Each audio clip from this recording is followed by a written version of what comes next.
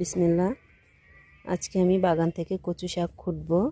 এই কচু শাকগুলো খুঁটে আমি আজকে এই কচু শাক রান্না করব, কচু ঘন্ট করব চিংড়ি মাছ দিয়ে, গুঁড়ো চিংড়ি মাছ দিয়ে। বিসমিল্লাহ। দেখুন, এক এক করে বাগান থেকে অনেক কচু পাতা ছিঁড়েছি। এখন এটা ধুয়ে আমি সিদ্ধ দিব। বিসমিল্লাহ। বাগান থেকে যে কচু শাকটা তুলেছিলাম সেটা সিদ্ধ করে এটুকু হয়েছে। এখন আমি এটা ছোট গুঁড়ো চিংড়ি দিয়ে ভাজবো। তেল গরম হয়ে গিয়েছে, এখন গুঁড়ি চিংড়িটা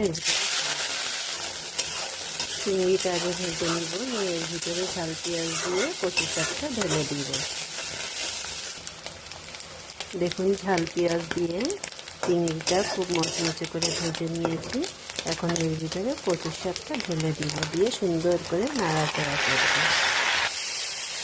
সুন্দর করে নাড়াচাড়া করেছি। এখন এটা ভাজা ভাজা করব। আর আল্লাহ দেয়া দানের জিনিস, খুবই সুস্বাদু।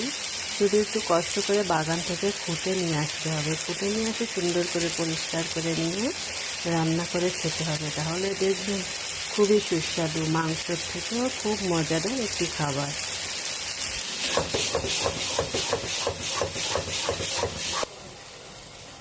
দেখুন, আমার কচু শাক ঘন্টটা হয়ে গিয়েছে। আমি বাটিতে ঢেলে পরিবেশনা করেছি। আপনাদের এই কচু শাক খাওয়ার আমন্ত্রণ। আল্লাহ হাফেজ।